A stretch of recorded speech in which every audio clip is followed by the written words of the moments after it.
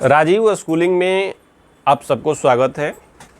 आज हम सब जानेंगे दर्पण क्या होता है, दर्पण के प्रकार, कि दर्पण कितने प्रकार के होते हैं और उनकी क्रियाविधि जानेंगे कि दर्पण वर्क कैसे करता है, इमेज कैसे बनाता है, और दर्पण से संबंधित कुछ और भी डिफिनीशन जानेंगे, जैसे दर्पण का ध्रुव किसे कहते हैं, दर्पण का द्वारक किसे कहते हैं, दर्पण का वक्रता केंद्र क्या होता है, दर्पण की फोकस दूरी क्या होती है। तो कुछ छोटे छोटे डिफिनीशन हैं जिनको हम आज विस्तृत तरीके से जानेंगे।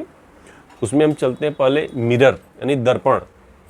दर्पण क्या होता है, आप सब लोगों ने देखा है कि वह पृष्ठ जो सभी प्रकाश किरणों का पूर्ण परावर्तन करे, वह पृष्ठ जो सभी प्रकाश किरणों का पूर्ण परावर्तन करे उसे क्या कहते हैं, दर्पण कहते हैं। यानी दर्पण पे को अगर कोई भी प्रकाश किरण आता है तो उसका क्या करता है, टोटल प्रकाश किरणों का रिटर्निंग कर देता है। तो वह पृष्ठ जो सभी प्रकाश किरण अपने पे पड़ने वाले संपूर्ण प्रकाश किरण का परावर्तित करे या संपूर्ण प्रकाश किरण का परावर्तन करे उसे हम दर्पण कहते हैं। दर्पण क्या होता है कि दो प्रकार का होता है, एक होता है समतल दर्पण, दूसरा होता है गोलीय दर्पण। समतल दर्पण क्या होता है कि वैसा दर्पण जिसका परावर्तक सतह समतल होता है, यानी जिसका परावर्तक सतह एकदम प्लेन होता है, उस प्रकार के दर्पण को हम कहते हैं समतल दर्पण। वह दर्पण जिसका परावर्तक सतह समतल हो उसे हम समतल दर्पण कहते हैं।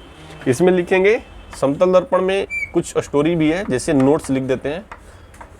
समतल दर्पण क्या करता है कि किसी भी वस्तु का प्रतिबिंब हमेशा उल्टा बनाता है। किसी भी वस्तु का प्रतिबिंब क्या करेगा, हमेशा उल्टा बनाता है और हमेशा वस्तु के बराबर ही बनाता है। और कैसा बनाता है, काल्पनिक बनाता है, यानी आभासी बनाता है, आभासी बनाता है। तो कह सकते हैं सेकेंड डेफिनेशन भी हो सकता है कि वह दर्पण जो वस्तु का प्रतिबिंब सदैव उल्टा और वस्तु के बराबर बनाए और काल्पनिक बनाए, तो वो इस प्रकार के दर्पण को समतल दर्पण कहते हैं। वह दर्पण जो किसी भी वस्तु का प्रतिबिंब सदैव उल्टा और वस्तु के बराबर और काल्पनिक प्रतिबिंब बनाए, आभासी प्रतिबिंब बनाए, तो इस प्रकार के दर्पण को समतल दर्पण कहते हैं। या वह दर्पण जिसका परावर्तक सतह समतल होता है, तो इस प्रकार के दर्पण को भी समतल दर्पण कहते हैं। दर्पण की एक क्वालिटी होता है कि दर्पण किसी भी वस्तु का प्रतिबिंब, दर्पण किसी भी वस्तु का प्रतिबिंब उतना ही पीछे बनाता है जितना वस्तु दर्पण के सामने रखा हो। दर्पण किसी वस्तु का प्रतिबिंब उतना ही पीछे बनाता है जितना कि वस्तु दर्पण के पीछे रखा हो। आप देखे होंगे कि अगर यहाँ पे कोई समतल दर्पण लाते हैं तो अपने फेस के पास लाएंगे इसे, तो प्रतिबिंब भी लगेगा कि पास बनता जा रहा है, और जैसे दूर करते जाएंगे तो भी लगेगा कि प्रतिबिंब भी जो इमेज हो रही है वो दूर होता जा रहा है। इससे सिद्ध होता है कि दर्पण वस्तु का प्रतिबिंब उतना ही पीछे बनाता है जितना वस्तु दर्पण के आगे रखा हुआ है। उसके बाद हम चलते हैं गोलीय दर्पण पे, क्योंकि दर्पण जो होता है दो प्रकार का होता है, एक होता है समतल दर्पण, दूसरा होता है गोलीय दर्पण। गोलीय दर्पण क्या होता है कि वह दर्पण जो किसी खोखले गोले का भाग होता है। जैसे मान लीजिए खोखला गोला है और इसको हम दो पार्ट में डिवाइड कर देते हैं, बीच से काट देते हैं, तो बीच से काट दिए तो दो पार्ट निकल गया। जैसे हम कोकोनट देखते हैं, कोकोनट के बीच पार्ट से काट दिए और एक पार्ट इंटरनल हो गया, एक पार्ट एक्सटर्नल हो गया, तो उसको दो निकल गया। तो मैं कहना चाहूँगा कि वह गोलीय दर्पण क्या होता है, दो प्रकार का होता है। एक होता है अवतल दर्पण और दूसरा होता है उत्तल दर्पण।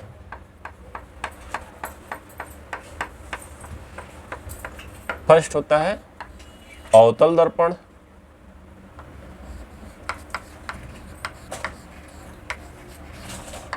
दूसरा होता है उत्तल दर्पण। अवतल दर्पण वह सा दर्पण, अब देख रहे हैं ना कि अवतल दर्पण है, इसमें क्या किया गया है कि बाहर वाले पार्ट को पॉलिश कर दिया गया है, इसके बाहर वाले पार्ट को क्या किया गया, पॉलिश कर दिया गया है, और इंटरनल जो पार्ट है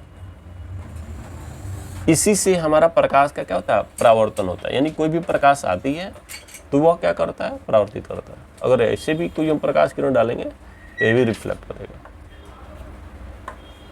तो अवतल दर्पण क्या होता है? वह दर्पण जिसके बाहरी सतह पे पॉलिश किया होता है और तथा जिसकी आंतरिक सतह से प्रकाश का परावर्तन हो, उस प्रकार के दर्पण को अवतल दर्पण कहते हैं। वह दर्पण जिसके बाहरी सतह पे पॉलिश किया होता हो तथा जिसकी आंतरिक सतह से प्रकाश का परावर्तन होता है, तो इस प्रकार के दर्पण को अवतल दर्पण कहते हैं। अब होते हैं सेकंड उत्तल दर्पण। उत्तल दर्पण में क्या हुआ है कि इसकी इंटरनल जो सतह है, आंतरिक जो सतह है, इस पे देखेंगे पॉलिश किया हुआ है और बाहरी सतह से क्या करता है? प्रकाश का परावर्तन होता है। यानी बाहरी सतह से अगर कोई भी प्रकाश आता है तो ये आपका रिफ्लेक्ट करेगा। इस तरह भी अगर कोई प्रकाश किरण डालेंगे तो ये भी रिफ्लेक्ट करेगा। तो वह दर्पण उत्तल दर्पण में लिखेंगे, उत्तल दर्पण यानी कॉन्वेक्स मिरर। वह दर्पण जिसके आंतरिक सतह पे पॉलिश किया होता हो तथा बाहरी सतह से प्रकाश का परावर्तन होता हो, तो इस प्रकार के दर्पण को उत्तल दर्पण कहते हैं।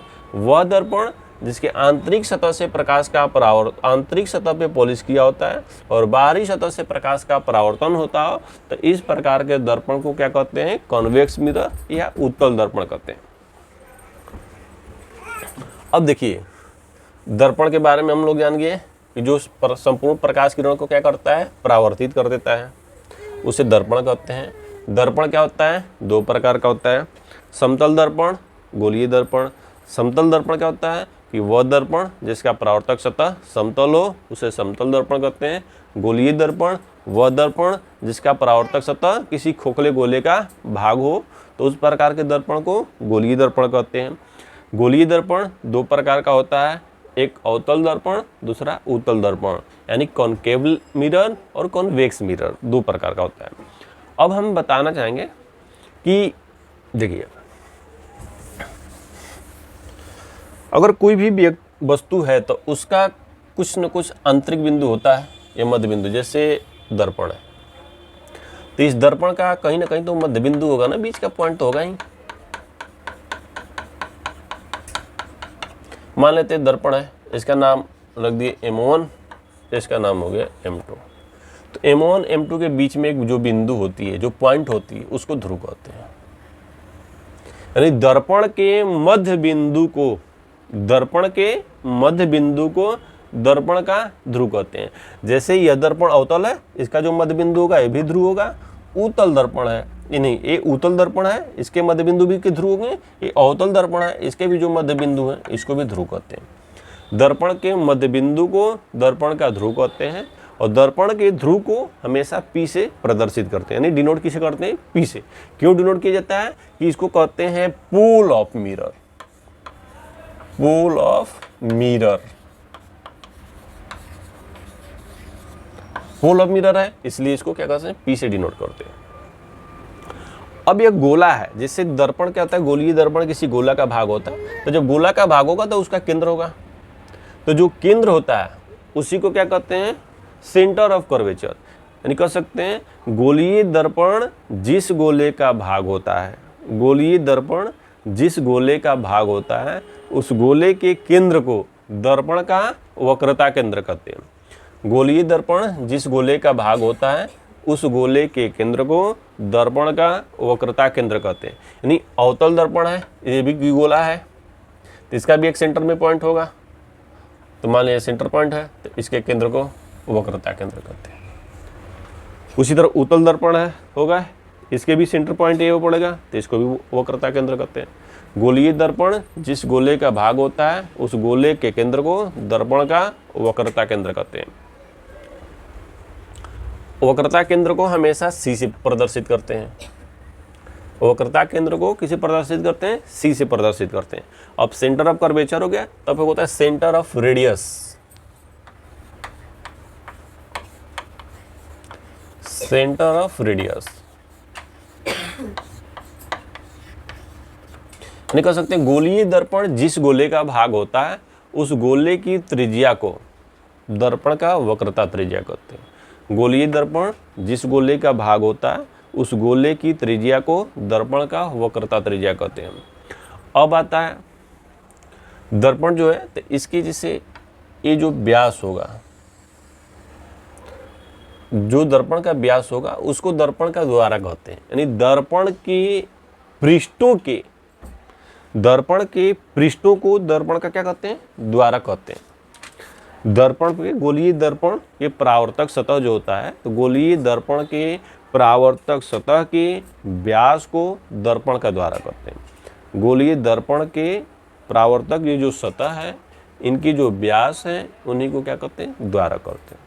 तो गोलीय दर्पण के परावर्तक सतह के व्यास को दर्पण का द्वारा कहते हैं। दर्पण का वक्रता केंद्र कहता है, गोलीय दर्पण जिस गोले का भाग होता है उस गोले के केंद्र को दर्पण का वक्रता केंद्र कहते हैं। वक्रता केंद्र को C से प्रदर्शित करते हैं।